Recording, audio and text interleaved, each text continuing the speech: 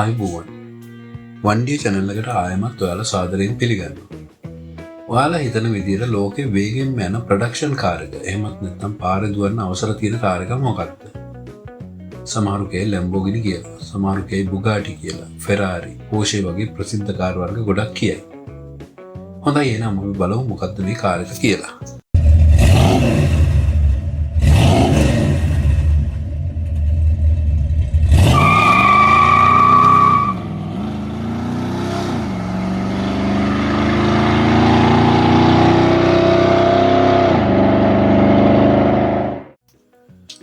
පෝෂේ car එක දැනට වාර්තාගත උපරිම වේගය වාර්තා කරලා තියෙන්නේ පෝෂේ 918 ස්පයිඩර් කාර් එකක්. වේගය පැයට කිලෝමීටර් 345යි. ෆෙරාරි කාර් අතරින් ෆෙරාරි SF90XX ස්ට්‍රාඩේල් කාර් එකක් ගිහින් තියෙන උපරිම වේගය පැයට කිලෝමීටර් 345යි. ලැම්බෝගිනි ඇවෙන්ටාඩෝ කාර් එකක් ගිහින් තියෙන උපරිම වේගය පැයට කිලෝමීටර් 356ක්. මැක්ලර්න් ස්පීඩ්ටේල් කාර් එකක් ගිහින් තියෙන උපරිම වේගය පැයට කිලෝමීටර් 403ක්. දැනට නිෂ්පාදනය කරන කාර් වලින් වැඩිම වේගයෙන් යන කාර් එකේ වාර්තාවට හිමිකම් කිව්වේ බුගාටි චිරොන් කාර් එක. බුගාටි චිරොන් සුපර් ස්පෝර්ට් 300 ප්ලස් කාර් එකක් දැනට ගිහිල්ලා තියෙන උපරිම වේගය පැයට කිලෝමීටර් 483ක්. ඒත් මේ වෙනකොට ලෝකෙ වේගෙන් යන කාර් එක හදලා තියෙන්නේ ස්වීඩන් කාර් නිෂ්පාදකයෙක් වෙන කොයිනිග්සෙක් කියන ආයතනය. කාර් එකේ නම කොයිනිග්සෙක් ජෙස්කෝ ඇබ්සලූට්. මේ කාර් එක දැනට ගිහිල්ලා තියෙන උපරිම වේගය පැයට කිලෝමීටර් 412ක්. ඒත් එයාලා කියනවා මේ කාර් එක පැයට කිලෝමීටර් 500ක වේගයෙන් යන්න පුළුවන් කියලා. එයාලා ඒක ඔප්පු කරලා පෙන්නලා තියෙනවා. කොයිනිග්සෙක් කාර් සමාගමේ කතාවත් හරිම ලස්සනයි. කොයිනිග්සෙක් කාර් සමාගම ආරම්භ කරන්නේ 1994 අගෝස්තු 12. මේ සමාගමේ නිර්මාතෘ ඒ වෙනකොට වයස අවුරුදු 22ක් වෙන ක්‍රිස්ටියන් වොන් කොයිනිග්සෙක්. වයස අවුරුදු 19ක් වෙනකොටම එයා ට්‍රේඩින් කම්පැනි එකක් පටන් ගන්නවා. ඒකෙන් උපයන සල්ලි යොදවලා එයා කාර් හදන කම්පැනි එකක් පටන් ගන්න. ඒක එයා පුංචි කාලේ ඉඳන් තියෙන හීනයක් නිසා. ඒක නිකම්ම හීනයක් නෙමෙයි. එයා හීන දකින්නේ ලෝකේ වේගවත්ම කාර් හදන සමාගම පටන් ගන්න. ඒත් එයාට වාහන ඇදිල්ලගෙන පළපුරුද්දක්වත් මහා විශාල ධනයක්වත් තිබුණේ නැහැ.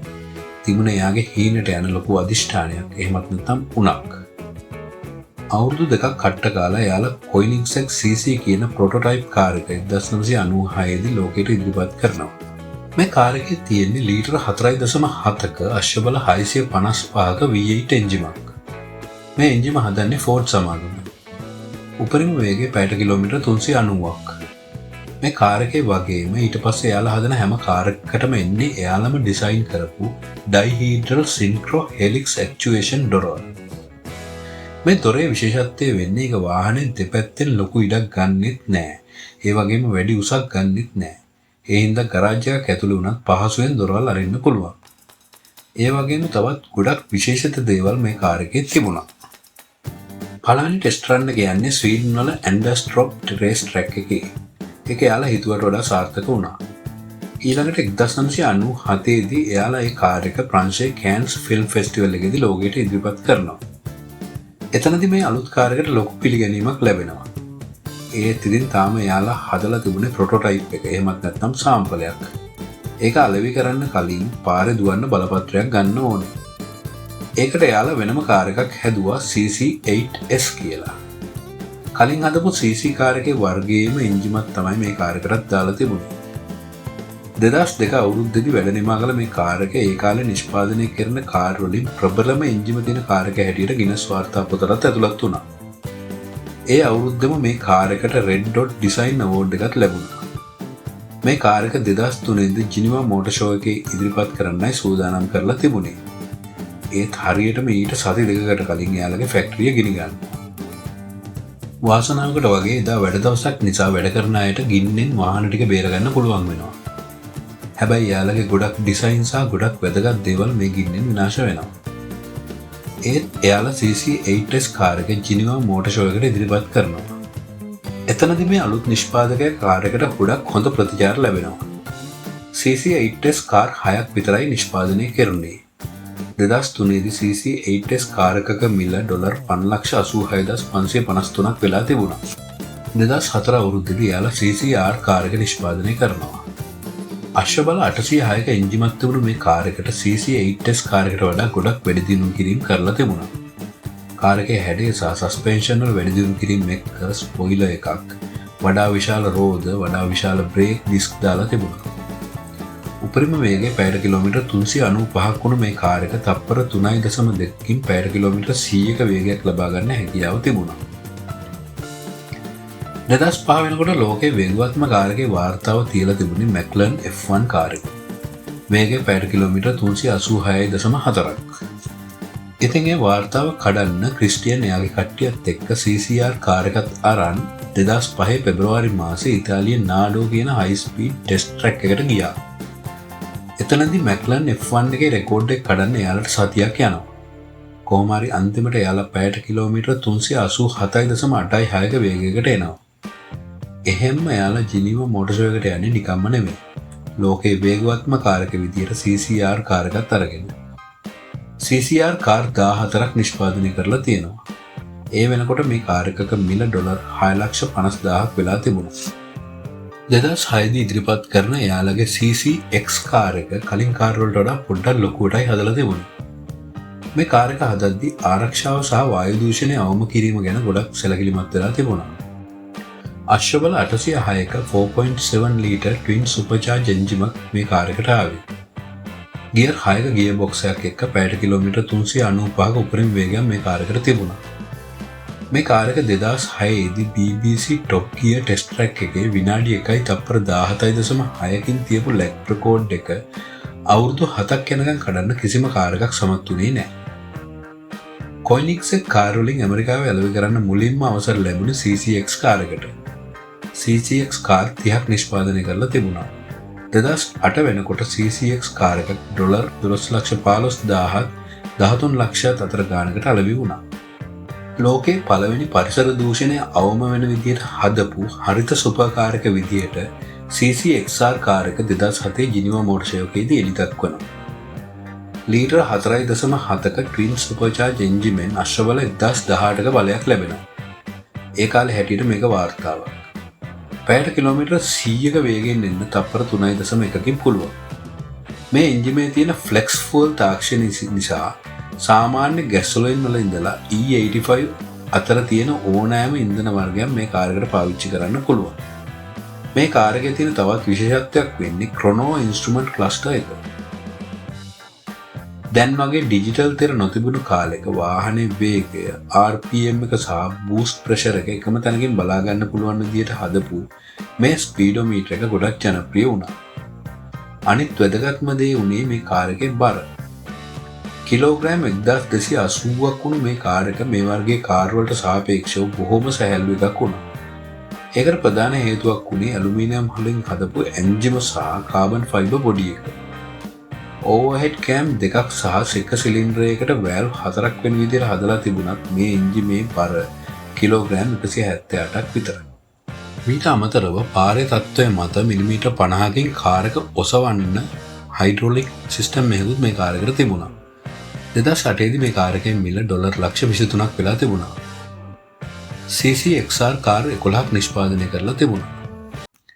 2009 දී CCXR කාර් එකේ ට්‍රැවිටා කියලා ස්පෙෂල් එඩිෂන් එකක් හදලා තිබුණා. එයාලම ඩෙවලොප් කරපු වයිට් කාබන් ෆයිබර් එකකින් මොඩි එක හදලා තිබුණු මේ කාර් දෙකක් විතරයි හදලා තියෙන්නේ. මිල ඩොලර් ලක්ෂ 48ක් වෙලා තිබුණා. 2009 දීම තවත් CCXR ස්පෙෂල් එඩිෂන් එකක් එයාලා ඉදිරිපත් කරලා තිබුණා. මේ කාර් එකේ ටච් ස්ක්‍රීන් ඉන්ෆෝටේන්මන්ට් සිස්ටම් එකක්, පැඩල් ෂිෆ්ට් ට්‍රාන්ස්මිෂන් වගේ පහසුකම් තිබුණා. මේ මොඩල් එකෙත් කාර් දෙකක් විතරයි හදලා තිබුණේ. 2010 මාර්තු මාසෙදී ඇගේරා මොඩල් එක ජිනීවා මෝටර් ෂෝ එකේදී ඉදිරිපත් කරනවා. සුවිශේෂී VGR ඇලොයි වීල් වලින් බ්‍රේක් වල තාපය ටර්බයින් සිස්ටම් එකකට ඉවතට අදින මේ කාර් එකෙන් එයාලගේ පළවෙනි ට්වින් ටර්බෝ චාර්ජ් එන්ජිම ලෝකෙට අඳුන්වලා දෙනවා. මේකේ සාම්ප්‍රදායික ටර්බෝ එන්ජින් වල තියෙන දුර්වලතා ගොඩක් මග අරවලා අශ්වබල 960ක අති ප්‍රබල එන්ජිමක් නිර්මාණය කරලා තිබුණා. මේක කොයිනික්සෙක් ආයතනය තුල හදපු පළවෙනි එන්ජිම. බර කිලෝග්‍රෑම් 1330ත් 1435ත් අතර තිබුණු මේ කාර් එකට টොප් ගියර් සංග්‍රහයෙන් වසරේ හයිපර් කාර් එකට හිමි සම්මානය ලැබෙනවා. 2011 දී එයාලා ඇගේරා R කාර් එක නිෂ්පාදනය කරනවා. මේ කාරක 95 ඔක්ටේන් වල ඉඳලා E100 දක්වා ඕනෑම ඉන්ධන වර්ගයක් භාවිත කරන්න පුළුවන් විදිහටයි හදලා තිබුණේ. ඔක්ටේන් 95 වලින් අශ්වබල 960ක් වගේම එතනෝල් 85 ඉඳලා 100 වෙනකම් ඉන්ධන වලින් අශ්වබල 1140ක සුපිරි බලයක් මේ කාරගෙන් ලැබුණා. පැයට කිලෝමීටර් 300කට එන්න තප්පර 14.53කින් පුළුවන්. බිඳුවේ ඉඳලා පැයට කිලෝමීටර් 300ට ගිහින් ආයමත් බිඳුවට එන්න තප්පර 21.19කින් පුළුවන්. මේක අදටත් ගොඩක් කාර් නිෂ්පාදකයින්ට අභියෝගයක්. මේ කාරකේ හඳුන්වා දීමේ මිල $25,000ක් වෙලා තිබුණා. මේ වෙනකොට බයෝෆුවල් එහෙමත් නැත්නම් ජීව ඉන්ධන, ඒ කියන්නේ එතනෝල් වගේ ඉන්ධන ගොඩක් රටවල් වල අවම වීම සහ පොළොවෙන් ලබා ගන්නා හයිඩ්‍රෝකාබන් ඉන්ධන සෑම රටකම තිබීම යාලගේ වාහනවල ජනප්‍රියතාවයට බාධාවක් වීමට විසඳුමක් විදිහට 2012 දී යාලා ඇගේරා S කාරක හඳුන්වලා දෙනවා. ලීටර් 5ක ට්වින් ටර්බෝචාර්ජ් එන්ජිමක් මේ කාරකට ආවේ. ඇගේරා S කාරකේ ඔක්ටේන් 95 වලින් අශ්වබල 1040ක බලයක් ලබා ගන්න පුළුවන් විදිහට එන්ජිම වැඩි දියුණු කරලා තිබුණා. ඊට අමතරව ලෝකයේ පළමු වරට කාබන් ෆයිබර් වීල් නිෂ්පාදනය කරන වාහන නිෂ්පාදකයා විදිහට එයාලා ඇගේරා S කාරකට කාබන් ෆයිබර් වීල් යොදාගත්තා. මේ හින්දා එයාලගේ රෝදවල බර ඇලොයි වීල් වලට වඩා 140කින් අඩු කරගන්න එයාලට පුළුවන් වුණා. 2014 දී යාලා 11 කාරක හඳුන්වලා දෙනවා. ලෝකයේ පළමු වරට කිලෝග්‍රෑම් එකකට අශ්වබල එකක් වෙන විදිහට මේ කාරක ඩිසයින් කරලා තිබුණා. මේ කාරකේ බර කිලෝග්‍රෑම් 1360ක් වුණා වගේම එන්ජිමේ බලයත් අශ්වබල 1360ක් වුණා. ඒ වගේම වංගුවලදී ලැස්සා යාම අවම වෙන විදිහට මේ කාරක ඩිසයින් කරලා තිබුණා. 11 කාරකේ උපරිම වේගය පැයට කිලෝමීටර් 440ක් වුණා.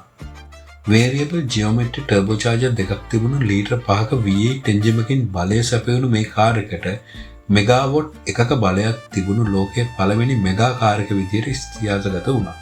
මේ කාරකට තප්පර 17.95කින් බිඳුවේ ඉඳලා පැයට කිලෝමීටර් 300ට ගිහින් නැවත බිඳුවට එන්න හැකියාව තිබුණා. මේකෙදි වාහනේ එන්ජිමේ වගේම බ්‍රේක් වල හැකියාවත් වැදගත්. ඊට අමතරව තවත් ගොඩක් වැඩි දියුණු කිරීම මේ කාරකට කරලා තිබුණා. 2015 දී යාලා රිගේරා කාරක හඳුන්වලා දෙනවා. මේ කාරකේ ලීටර් 5ක ට්වින් ටර්බෝ එන්ජිමට අමතරව ඉලෙක්ට්‍රික් මෝටර් 3කින් රෝදවලට බලය සපයනවා. එයාලාගේ කොයිනික්සෙක් ඩිරෙක්ට් ඩ්‍රයිව් කියන තාක්ෂණයකින් එන්ජිමේ සහ මෝටර වල අශ්වබල 1500ක් වුණු සම්පූර්ණ බලය පසුපස රෝදවලට යොදලා තිබුණා. පැයට කිලෝමීටර් 30ක් වෙනකම් මෝටර වලින් බලය සපයලා ඊට පස්සේ එන්ජිමේ බලයත් එකතු වෙනවා. 2016 ජිනිවා මෝටර් ෂෝ එකේදී ඇගේරා අවසන් එඩිෂන් එක එළි දක්වනවා. ලිමිටඩ් එඩිෂන් එකක් විදිහට මේ කාර් දෙකක් විතරයි නිෂ්පාදනය කෙරුණේ. මිලදී ගන්න කෙනාට මෙතෙක් කොයිනික්සෙක් කාර් වලට ආපු ඕනම ඔප්ෂන් එකක් මේ කාරකට දාගන්න අවස්ථාව සලස්සලා තිබුණා. 2017 නොවැම්බර් 4 වෙනිදා ඇමරිකාවේ නෙවාඩා වලදී ඇගේරා RS කාරක ලෝක වාර්තා කිහිපයක් තියෙනවා. පැයට කිලෝමීටර් 447.19කට ගිහින් මේ වෙනකොට ලෝකයේ වේගවත්ම කාරක විදිහට වාර්තාවක්. බිඳුවේ ඉඳලා පැයට කිලෝමීටර් 400ට ගිහින් ආයෙත් බිඳුවට එන්න තප්පර 36.44කින් ඒ කාරකම තියලා තිබුණු වාර්තාව තප්පර 33.29ක් විදිහට අලුත් කළා. මේ විදිහට ඇගේරා කාරක ඒ වෙනකොට ලෝකයේ වේගවත්ම කාරක වුණා. 2019 දී රිගේරා කාරක බිඳුවේ ඉඳලා පැයට කිලෝමීටර් 400කට ගිහින් ආයෙත් බිඳුවට එන්න වාර්තාව තප්පර 31.49ක් විදිහට ආයෙත් අලුත් කළා. 2019 ජිනිවා මෝටර් ෂෝ එකේදී යාලා ජෙස්කෝ ඇටැක් කාරක හඳුන්වලා දෙනවා. ක්‍රිස්ටියන්ගේ තාත්තගේ නමිනුයි මේ කාරක නම් කරලා තිබුණේ. මේ කාරකේ එන්ජිම ලීටර් 5ක ට්වින් ටර්බෝ එන්ජිමක්.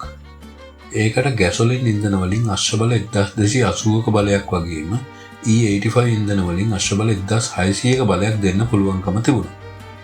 ඒ වගේම ක්ලච් 7ක් තියෙන ගියර් 9ක ගියර් පද්ධතියක් තිබුණා.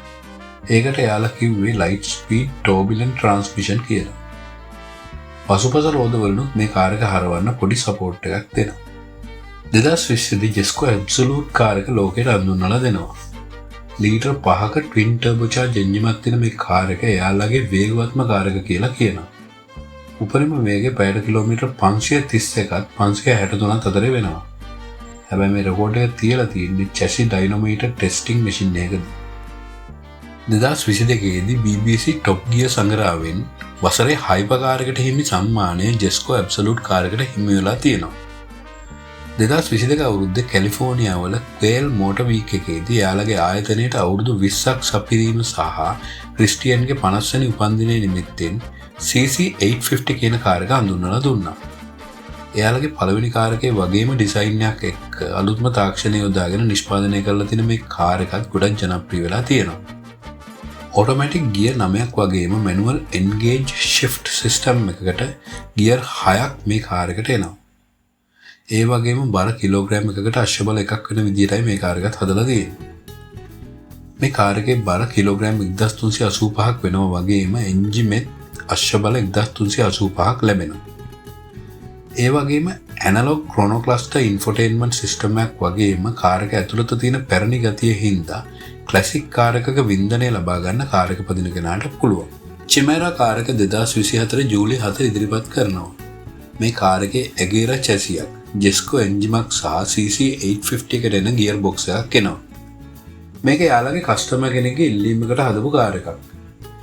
ඒ කස්ටමර් FIA එකේ සභාපති මොහමඩ් බින් සුලයිමන්. FIA එක තමයි ලෝකය පුරා තියෙන ප්‍රධාන කාර් රේස් පාලනය කරන්නේ. හරියට ලෝකය පුරා ක්‍රිකට් පාලනය කරන ICC එක වගේ. සමහරු මේ කාර් එකට කයිමේරා කියලා කියනවා. ඉතින් මේ කාර් ලෝකෙටම තියෙන එකයි. ඒක තියෙන්නේ මොහමඩ් බින් සුලයිමන් ගාව. කොයිනික්සෙක් ආයතනයේ ජෙමේරා කියලා කාර් එකක් හදලා තියෙනවා. මේක ෂීට් 4ක කාර් එකක්. ඒ වගේම ලෝකේ පළවෙනි මෙගා GT කාර් එක. මේ කාර් එකේ තියෙන සිලින්ඩර් 3ක කෑම්ලස් පිස්ටන් එන්ජිමක්. ඒ කියන්නේ වැල්ව් පාලනය කරන්න ඕවර්හෙඩ් කෑම් නැහැ. මේ තාක්ෂණයට කියන්නේ ෆ්‍රී වැල්ව් තාක්ෂණය කියලා. එන්ජිම සිලින්ඩර් 3ක CC 1988.25ක ට්වින් ටර්බෝ එන්ජිමක්. එන්ජිමේ බර කිලෝග්‍රෑම් 70යි. මේ එන්ජිමට යාලා කියන්නේ ටයිනි ෆ්‍රෙන්ඩ්ලි ජයන්ට් කියලා. අනිත් කාරණාව මේක යාළගේ පළවෙනි ප්ලගින් හයිබ්‍රිඩ් කාර් එක. පසුපස රෝදවලට එක ගානේ 2ක් සහ ක්‍රෑන්ක් ෂාෆ්ට් එකට එකක් විදිහට විදුලි මෝටර 3ක් තියෙනවා. 2020 ජිනීවා මෝටර් ෂෝ එක කැන්සල් වුණු හින්දා එයාලා ඒක ඔන්ලයින් ලෝකයට ඉදිරිපත් කළා. එන්ජිමෙන් සහ මෝටර් තුනෙන් එන සම්පූර්ණ බලය අශ්ව බල 1700ක්. 2024 දී ක්‍රිස්ටියන් මේ ටයිනි ෆ්‍රෙන්ඩ්ලි ජයන්ට් එන්ජින් ව්‍යාපෘතිය අවලංගු කළා කියලා දැනුම් දීලා තියෙනවා. ඒ වෙනුවට වඩාත් වැඩි දියුණු කළ ලීටර් 5ක ට්වින් ටර්බෝ V8 එන්ජිමක් හඳුන්වලා දීලා තියෙනවා. ඉතින් කොයිනික්ස් එක කාර් එකක් තාම ලංකාවට ඇවිත් නැහැ. තව කාලෙකට එන්නකුත් නැහැ. ආවත් මේ කාර් දුවන්න පාරවල් ලංකාවේ තාම හැදිලා නැහැ. සමහර විට කාලයක් යනකොට මේ කාර් ලංකාවටත් එවි. එදාට ළඟටම ගිහින් බලාගමු. එහෙනම් තවත් පට්ටම කාර් එකක් එක සෙට් වෙනකම් ගිහින් එන්නම්.